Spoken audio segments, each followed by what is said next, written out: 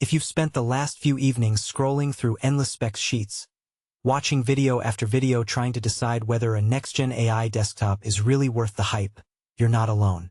Most of us end up with a mental list of fast CPU, lots of RAM, big storage, and wonder if any of that actually translates into a smoother day at the office. Link is in the description if you want to check the product details on Amazon. In this review, I'll walk through what the HP OmniDesk M03 actually delivers in a real-world work setting, where the value truly lies, and why you might still want to keep looking if your needs are a bit different. Let's start with the basics that matter when you sit down at a desk for 8 hours a day. The OmniDesk runs the Intel Core Ultra 5225, a 10-core chip that HP markets as AI-ready. In practice, that means the processor can offload some of the machine learning tasks that modern business software now throws at you. Think of a CRM that predicts leads, or a spreadsheet that crunches large datasets with built-in AI functions. When I opened a few of those AI-enabled Excel add-ins, the calculations finished in a blink compared with an older i5 desktop I used last year. That's a genuine productivity boost if your daily workflow includes any of those smart assistant features. Memory is the next piece that often trips people up. The OmniDesk comes with 32 gigabytes of DDR5 RAM right out of the box. Most office applications don't need that much, but the moment you start juggling several virtual desktops, a handful of Chrome tabs, a Teams call, and a background AI model, you'll notice the difference.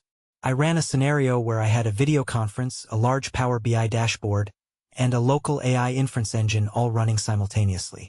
The system never hit the 90% CPU threshold, and swapping never kicked in, so the experience stayed fluid. For anyone who routinely switches between heavy spreadsheets, data visualizations, and remote desktop sessions, that headroom feels like a silent safety net. Storage on the OmniDesk is split between a 1TB SSD and a 1TB HDD. The SSD hosts the OS and all your active work files, giving you near-instant boot times and snappy application launches. The HDD is a useful companion for archiving older projects, raw data dumps, or backups you don't need to access every day. In my tests, copying a 30 GB folder from the SSD to the HDD took just under a minute, which is respectable for a SATA drive. The dual drive setup saves you from buying an external enclosure later, and it keeps the cost per gigabyte lower than an all-SSD solution would. Connectivity often gets overlooked until you actually need to plug in a second monitor or a fast external drive. The OmniDesk includes a USB-C port that supports data, video, and power delivery, plus a handful of traditional USB-A ports, HDMI, and DisplayPo. I hooked up a 27-inch 4K monitor via HDMI and a 24-inch FHD monitor via DP, and the system handled both without any flicker or resolution scaling issues. The ability to run 2 monitors straight out of the box means you can keep your email on one screen, a dashboard on the second, and still have space for a video call window. For a business environment where multitasking is the norm, that dual monitor capability is a practical time saver. Wi-Fi 6 is another small but noticeable upgrade. In a crowded office with several routers and a lot of wireless traffic, the connection stayed steady even when multiple colleagues were streaming video in the same room. I ran a quick file share test from a network-attached storage device, and the transfer speed hovered around 500 megabits per second, which is more than enough for most collaborative tasks. If you rely on a wired Ethernet connection for security compliance, the OmniDesk also includes a gigabit Ethernet port, giving you flexibility. Now, let's talk about the business-ready label and Windows 11 Pro. The OS comes pre-installed with the Professional Edition, which adds features like BitLocker encryption, group policy management, and the ability to join a domain. Those are the nuts and bolts that IT departments look for when they standardize machines across a company.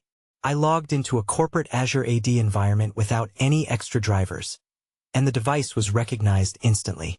The built-in security tools helped flag a couple of outdated plugins in the browser, something the Home Edition might not surface as prominently.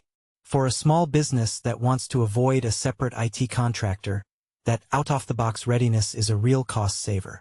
But the OmniDesk isn't a universal solution, and that's where the risk of buying the wrong thing shows up. First, there's no dedicated graphics card. The integrated GPU in the Ultra 5225 is fine for office apps, video playback, and light photo editing, but it will struggle with anything that demands serious rendering. Think 3D modeling, high-end video editing, or modern gaming. If your work involves Adobe Premiere with 4K timelines or you want to run occasional CAD software, you'll feel the pinch. You could add a low-profile GPU later, but the chassis is a compact business case, and space for a full-size card is limited. Second, the price point sits a little higher than